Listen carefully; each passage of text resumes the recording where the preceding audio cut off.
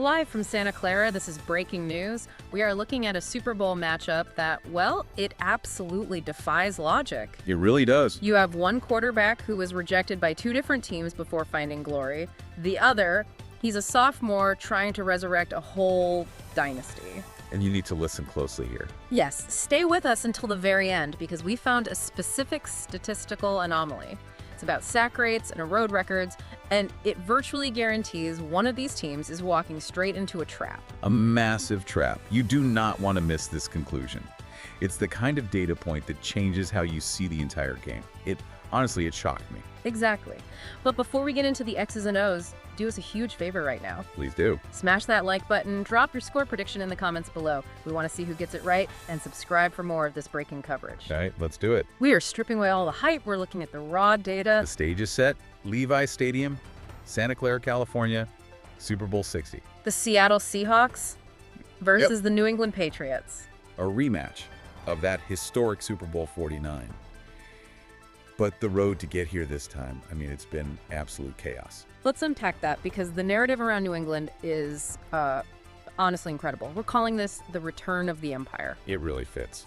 But it didn't look like an empire just a little while ago. Not at all. I mean, think about where they were. Just last season, this team won only 4 games. They were at the bottom of the barrel. The dynasty wasn't just dead.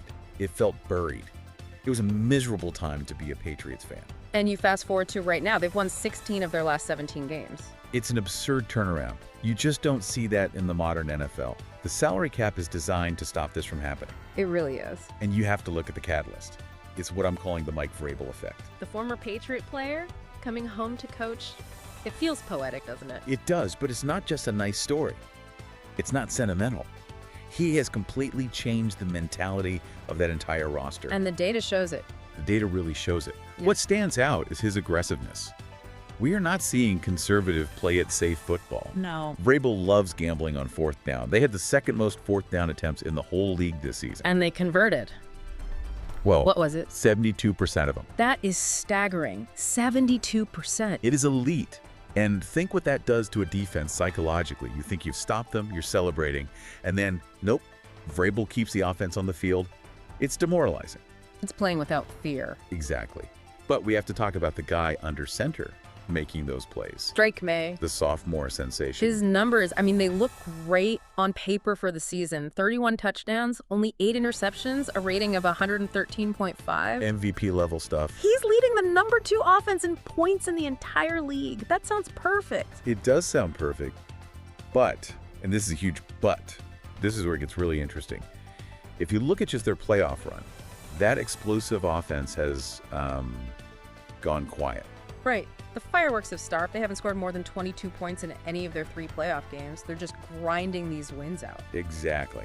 Against the Chargers, Houston, and Denver, 22 or less. Last week it was only 10 points. Now, okay, you can blame the snow in Denver. Which was a factor. A factor, sure.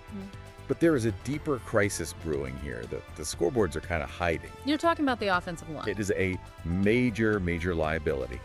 Drake Maye has been sacked 5 times in each of the last 3 games. 5 sacks a game. That's painful to even hear. It's a beating. And 5 sacks a game in the playoffs is usually a death sentence. The tackles are just struggling. They can't protect him. And yet, somehow, they keep winning. They are the road warriors. That's the other anomaly, isn't it? New England is 9-0 in away games this season. They just don't care where they play. It seems like they almost prefer it. It really does. It's like they feed off the hostility. That is some bizarre psychology. So you have this immovable object in their road record meeting an unstoppable force in the Seattle Seahawks. Let's pivot to the other sideline. If New England is the empire, Seattle is arguably the dark side right now. Oh, they are on a tear. They have won 9 straight games coming into this. 13 of their last 14. And it wasn't an easy schedule either. They went through a gauntlet to get here. And leading the charge is a guy with one of the best redemption stories in all of sports. Sam Darnold. The Ghostbuster. I love that nickname. But seriously, think about his path for a second. He was rejected by the 49ers, who play in this very stadium. The irony there is... And then rejected by the Vikings. He was cast off. The league basically said, you are a backup. at best. And now look at him. He is only the second quarterback in NFL history to win 14 games for 2 different teams in back-to-back years. That's just mental resilience. And remember that old narrative that Darnold was seeing ghosts on the field? Oh yeah, that clip haunted him for years. He put that to bed in the NFC Championship against the Rams. That was a perfect game. 346 yards, 3 touchdowns, 0 interceptions. He looked like a surgeon out there. He wasn't seeing ghosts. He was seeing wide-open receivers. And he's got Mike Macdonald coaching him up. Macdonald is the architect. And here's another wild stat for you. In his second year as head coach, Macdonald has never lost a game played in California. Never. Not once. He owns the state. And he's built a monster of a defense. #1 defense in points allowed. They held that high-powered Rams offense in check twice this year. Okay, so let's set the table. We have the #2 offense in New England, which is sputtering, but finding ways to win against the #1 defense in Seattle. This is where the game is won or lost. Let's get into the tactical matchup, starting with that Seattle D versus the New England offense. Right. We talked about the sacks earlier. This is trench warfare. And Seattle is a top 10 team in sacks, right? Almost 50 on the year. Yes, and their pressure comes from everywhere. But you have to keep an eye on DeMarcus Lawrence. He's been hot. He is heating up at the perfect time. Sacks in consecutive games. If the Patriots' tackles are already struggling, Lawrence could have a field day. And behind that pass rush, you've got the no-fly zone. An elite secondary. Yeah. Tariq Woolen-Drake the Freak, he's one of the best.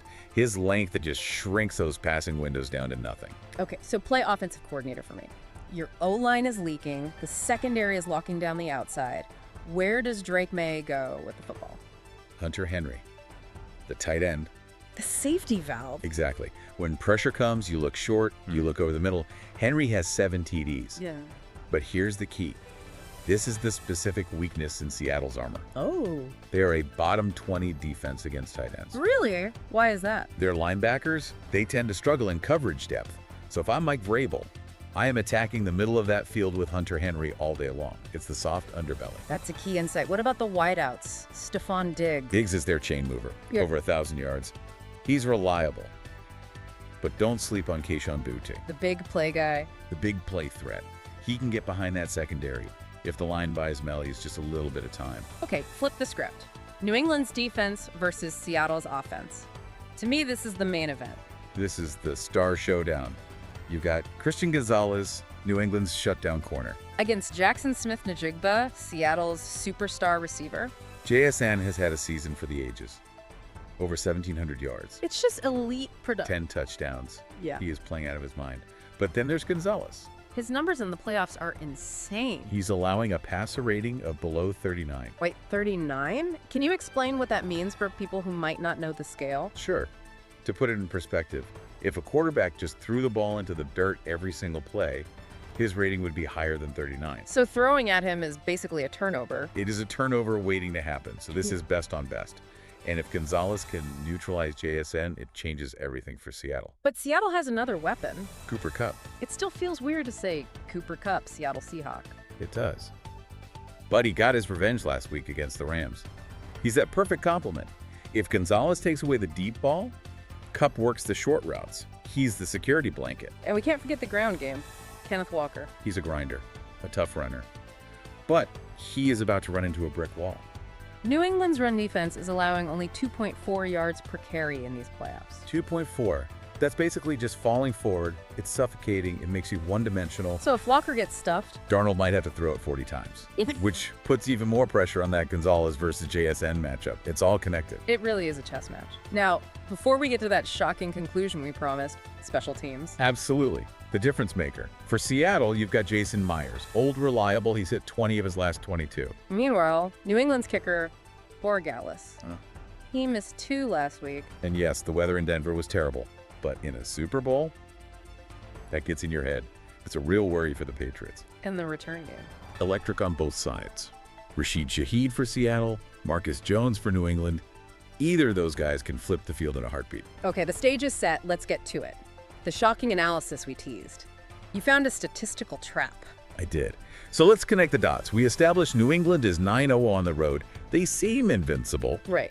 but they are the only team in the history of the NFL to reach a Super Bowl after giving up 5 sacks in 3 straight playoff games. Hold on, I want to make sure I heard that correctly. They gave up 5 sacks in every single playoff game. Yes, 5, 5, and 5.